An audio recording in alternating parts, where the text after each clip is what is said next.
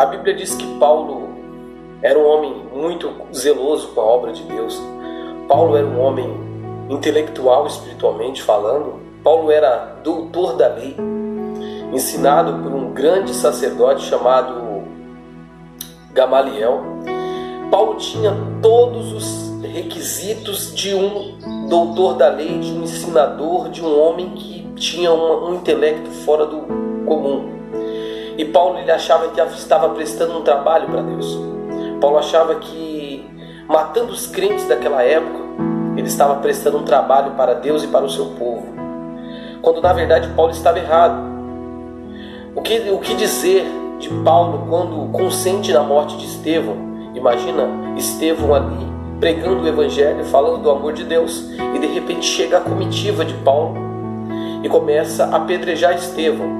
Mas um detalhe Paulo não percebeu: Estevão, mesmo sendo subjugado naquela situação, mesmo ali sendo alvejado por aquelas pessoas, Estevão se ajoelha, olha para o céu e começa a sorrir, porque ele vê o céu aberto.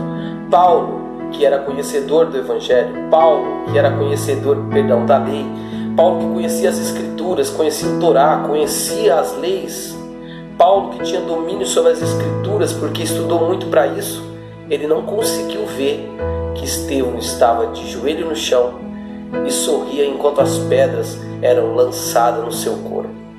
O que eu quero dizer com isso, que o Espírito Santo de Deus fala conosco nessa manhã a respeito disso, é que nem sempre o seu conhecimento, o meu conhecimento intelectual vai nos levar a grandes vitórias, vai nos levar a perceber as pequenas coisas, as coisas que são fundamentais para as nossas vidas. Paulo, como um homem sábio e conhecedor das Escrituras, ele deixou escapar a falta de percepção. Ele deixou escapar a compreensão de que ele poderia estar fazendo algo errado. Ele não parou para pensar. Eu quero abrir um parênteses aqui e dizer o seguinte: muitas das vezes nós nos apoiamos no nosso próprio intelecto, no nosso conhecimento, na nossa autocapacidade, e deixamos as coisas de Deus para lá, deixamos a oração, desprezamos o nosso diálogo cotidiano com Deus. Nós deixamos a nossa devoção ao Senhor e nos apoiamos no nosso próprio intelecto, no nosso próprio conhecimento. Isso é grave. Por quê? Porque a Bíblia vai dizer o seguinte: maldito o homem que confia no homem, que faz do braço a sua força. Isso nos remete a entender que o homem e a mulher de Deus precisa de Deus. A oração é uma ponte, é a única forma de levar a nossa petição a Deus. Quando nós abrimos o nosso coração e nós falamos a Deus aquilo que nós estamos sentindo, ou pedimos a direção deles, nós realmente obteremos êxito. Porque quando nós andamos nos preceitos de Deus, o Senhor, Ele vai nos forjar, Ele vai nos moldar, Ele vai nos preparar e vai nos dar vitória. Quando é Deus que manda, Ele capacita. Quando é Deus que fala, Ele se responsabiliza. E muitas das vezes o nosso conhecimento, o nosso ego, o nosso eu não nos permite ter esse encontro com Deus, essa comunhão e essa dependência com o Senhor. A Bíblia diz que nesse mesmo período, Paulo desencadeia uma grande perseguição dos cristãos daquela época. E Paulo, ele achava que estava fazendo um serviço para Deus. Paulo, ele achava, porque ele tinha muito conhecimento. Quantas pessoas nesse momento que tem faculdade, que tem nível superior, tem doutorado, tem mestrado e tem uma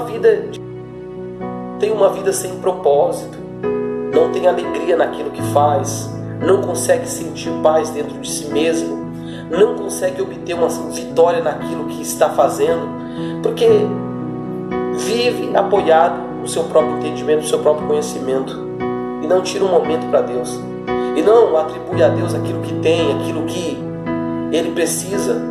Então a Bíblia vai dizer que Paulo, ele desce para Damasco, mas antes disso ele passa até Gamaliel, ele vai até o gabinete de Gamaliel e diz: Gamaliel, eu estou indo para Damasco porque eu preciso matar alguns crentes lá, eu preciso repelir essa religião desse nazareno que está acontecendo lá, e eu fiquei sabendo que tem crente lá em Damasco.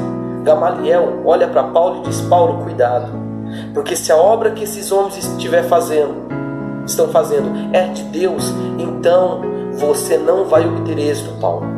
Se esses homens não for de Deus, você vai se sobressair sobre a vida deles. Mas escute uma coisa: se o que esses homens estão fazendo é de Deus, você vai quebrar a tua cara, Paulo. Em outras palavras. E Paulo mesmo assim pega as cartas, a permissão ali do sacerdote Gamaliel, do teólogo, um grande homem respeitado da época, e ele desce para Damasco. A caminho de Damasco, o Senhor diz Paulo, e ele olha e cai no chão desolado e diz assim: quem é, Senhor? Porque Paulo só conseguia ouvir a voz. E aí a voz diz para ele assim: eu sou Jesus Cristo a quem tu persegues. Naquele exato momento, Paulo cai por terra, desolado. Ele não entendia porque o próprio Cristo estava falando com ele. Ele se viu ali num paradoxo, sozinho, e aquela voz dizendo: eu sou Jesus a quem tu persegue. Naquele momento, Paulo, eu acredito que ele não acreditou ainda. Paulo ele não consegue acreditar, e Jesus dá um sinal para Paulo, deixou ele cego, deixou Paulo cego. E a partir daí, Paulo desce para Damasco, e o Senhor vai lá e pede para Ananias para ir lá na rua chamada direita que Saulo estava orando. E aí Ananias diz: Senhor, mas como é que eu vou lá? Como é que eu vou orar por esse homem? Esse homem tem carta dos principais da sinagoga para matar crente aqui em Damasco. O que eu vou fazer orando por ele? Aí o anjo do Senhor fala para Ananias: Ananias, vai lá, Ananias, porque para mim ele é um vaso, um homem de Deus precioso, e eu sei o quanto ele vai sofrer por conta do meu nome. O que eu quero dizer? O que o Espírito Santo de Deus quer dizer para nós essa manhã? É que muitas das vezes Jesus precisa nos encontrar novamente.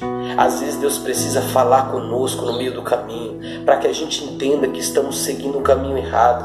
Às vezes Deus precisa vir até nós e nos mostrar que nós estamos na direção errada, que é preciso parar e ver que aquilo que nós estamos perseguindo não é na verdade aquilo que Deus quer, e que o que Ele quer para nós é melhor. Porque a Bíblia diz que a vontade de Deus é perfeita e agradável.